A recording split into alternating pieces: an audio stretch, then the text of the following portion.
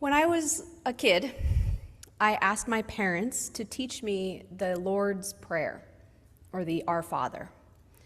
I was weirdly interested in religious stuff. And our family wasn't particularly religious, but they indulged me.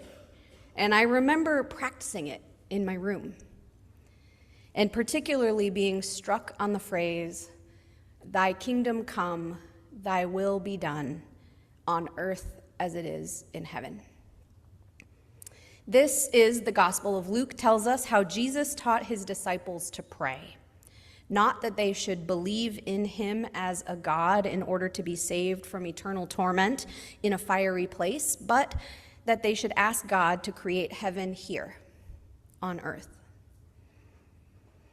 In preparing for this sermon, this dare that Jerry gave me, I read a book by the theologian Bart Ehrman called Heaven and Hell, A History of the Afterlife, which was a few hundred-page flashback to my years in seminary, but organized in a much shorter and more organized fashion.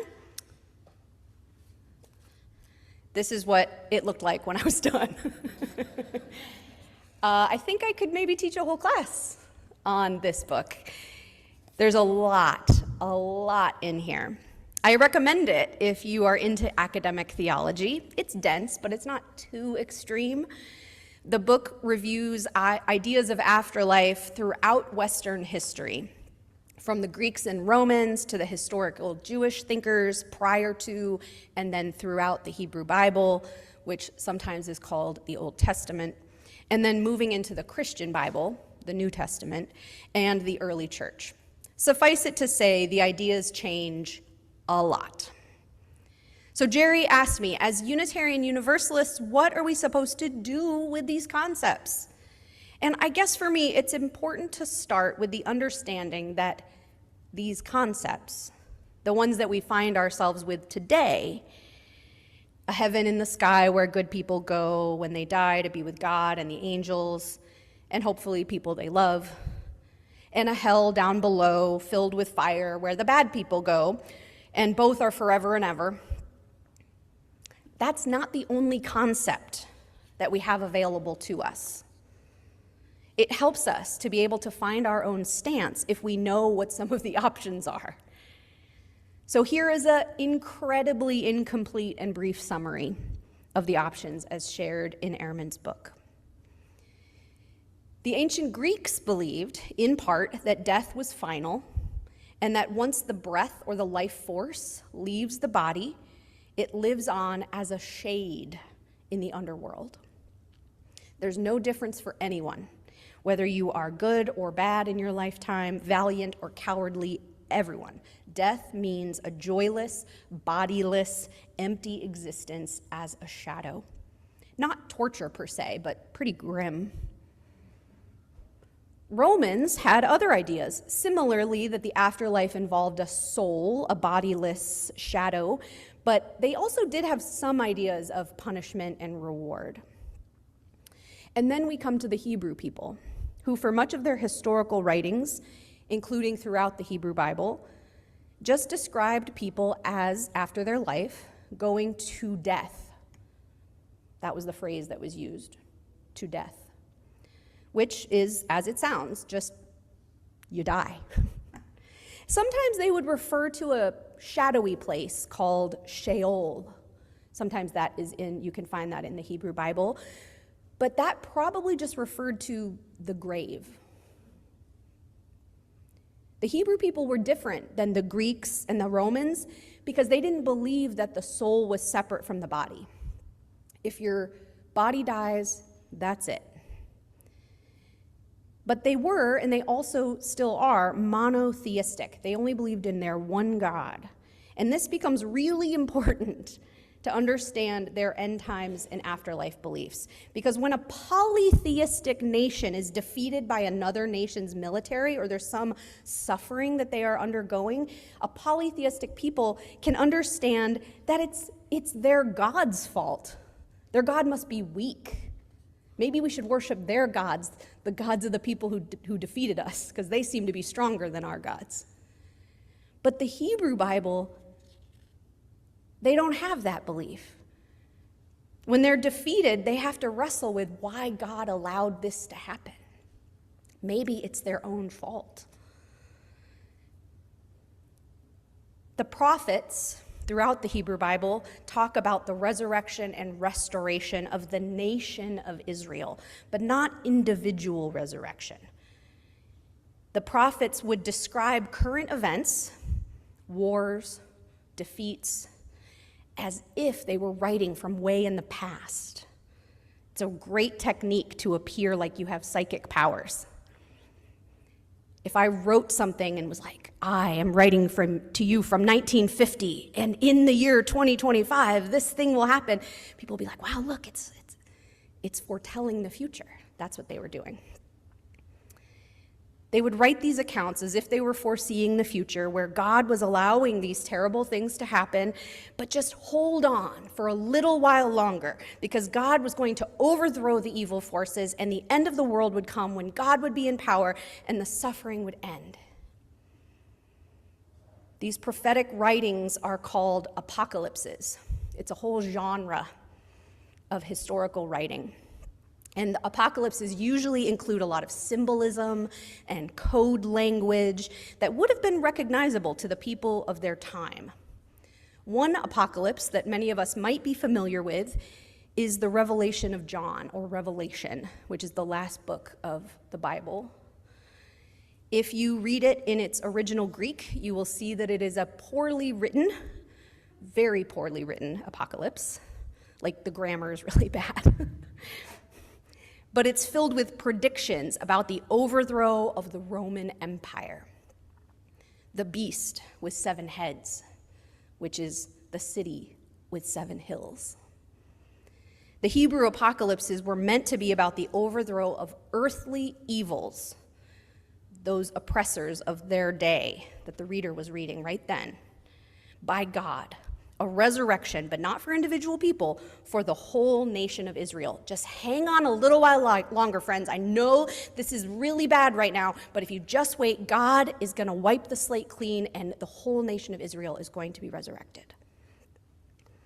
Later Christian interpreters of these apocalyptic texts say that they are about the afterlife of individual souls, but that is not how they were intended to be read.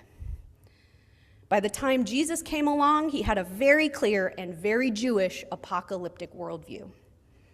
He believed and preached that everyone would join the kingdom of heaven if they were good, while the bad folks would go to destruction. And just like his forebears, destruction wasn't torture, it was just death, nothingness. The options for Jesus were life, everlasting life with God, or death. The end. In English translations of the Bible, the word Gehenna is often translated as hell. And Dr. Ehrman says this is unfortunate because Gehenna was actually a literal place that the people of Israel would have known about. It was a valley near where Jesus lived, where the pagans had once sacrificed children to their pagan gods. And so it was a desecrated place that they believed God wanted nothing to do with. And so when Jesus speaks about going to Gehenna, it means you are cast out to be forgotten about, outside or forsaken by God. In Matthew 25, Jesus tells the parable of the sheep and the goats, the one that Mike referenced. The Son of Man will separate the sheep, the good guys, who get to live with God, from the goats, the bad guys. I don't know why the goats are bad, but sheep good, go with God, goats bad. They get cast to the eternal fire. Now, the people of the time would have used a funeral pyre. When you die, your body goes onto a fire. And so Jesus was saying there's going to be this fire that any number of people can end up on. But again, he's not saying that your physical body and soul is going to be burned and experience burning forever. He's just saying you're going to go die. And which people are the sheep? The ones who, quote, fed me when I was hungry, clothed me when I was naked, visited me in prison." When the listeners ask Jesus, when did they ever do that? He says, "If you did it for anyone who was suffering, or for the least of these, you did it for me." And of course, the goats are the ones who never helped their fellow people. Dr. Ehrman says that this parable actually doesn't fit very neatly into the book of Matthew. If you're looking at the whole of the book of Matthew, this is sort of out of character for Jesus to say, which in historical scholarship usually means it's more accurate, because the author didn't bother to change it to fit with the rest of the narrative. Jesus probably preached that our afterlife fate was not determined by faith, but it had everything to do with kindness and generosity toward other people. Now, as time passed, and Jesus' predictions that the end of time would come quickly didn't materialize, the writers of the scriptures and the later church teachers had to adapt their theology to make sense of a physical resurrection if it was gonna take a while.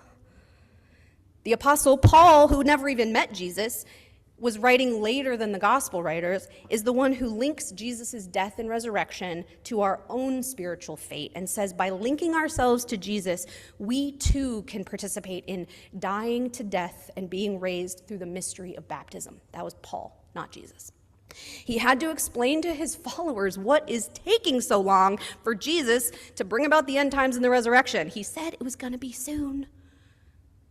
People are worried. My uncle just died. What happens to him? Paul explains that if we die before Jesus' triumphant return, we just sleep until the resurrection.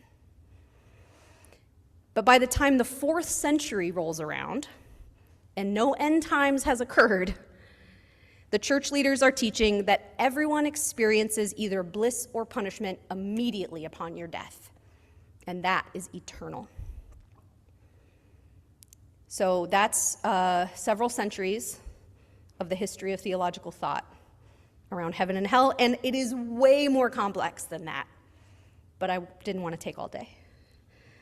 But suffice it to say that our modern notions of angels with wings on the clouds, with harps, and the devil in a fiery lake with horns and a pitchfork evolved over centuries, with lots of different beliefs along the way.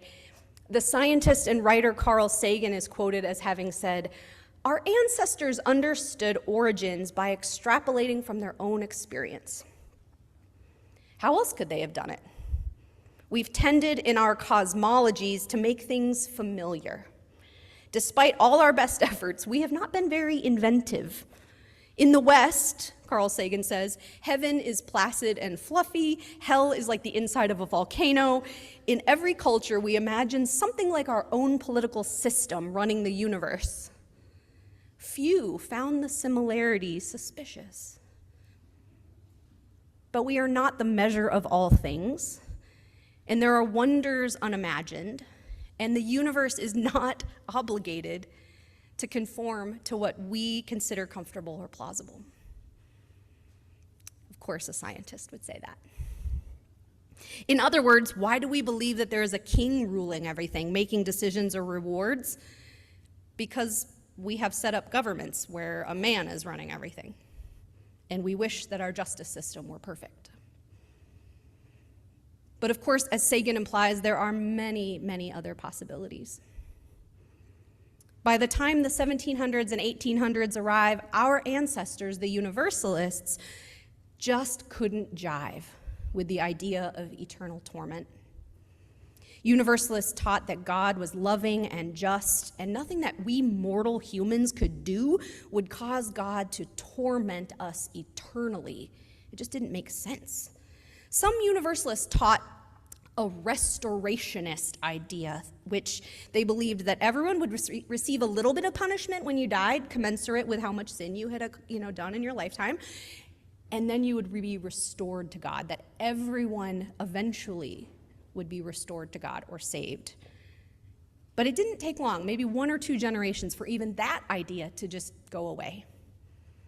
And soon the Universalists were simply preaching that there was no hell at all, that God loved all of us, and in some parts, they became known as the No-Hellites.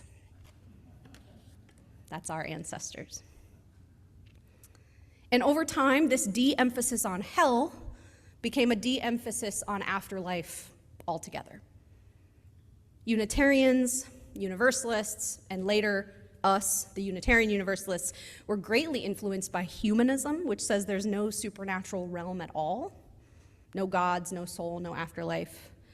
And so this focus on the world is what we have inherited. Thy kingdom come, thy will be done, on earth as it is in heaven. This kingdom, or kingdom of heaven on earth, is what the Reverend Dr. Martin Luther King Jr.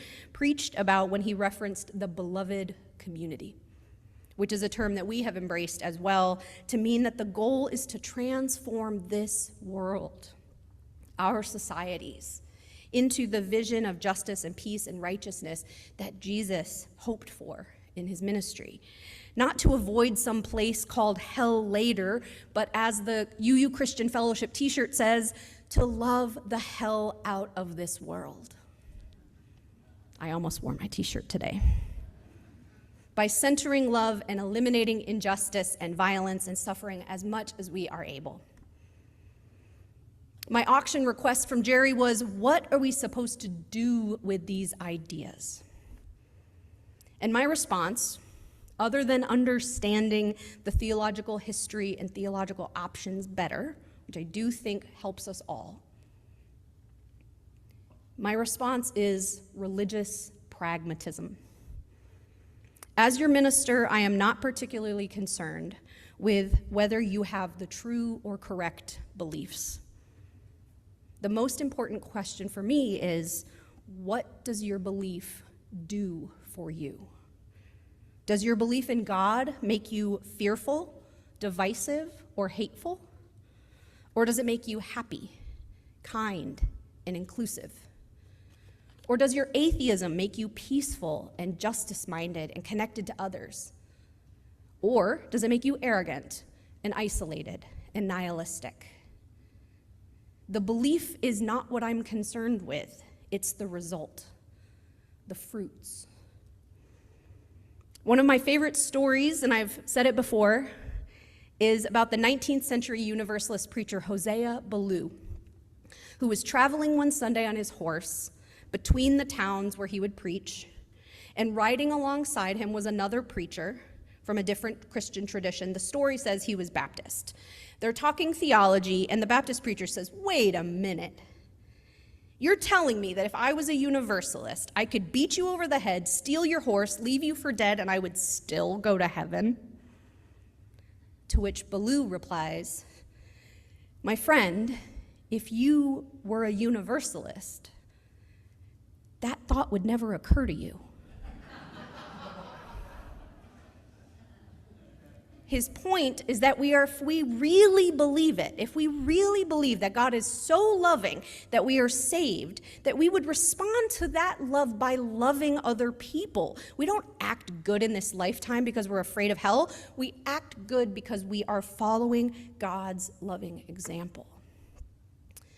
The Buddha's story about the poison arrow that Mike shared in his reflection is one of religious pragmatism.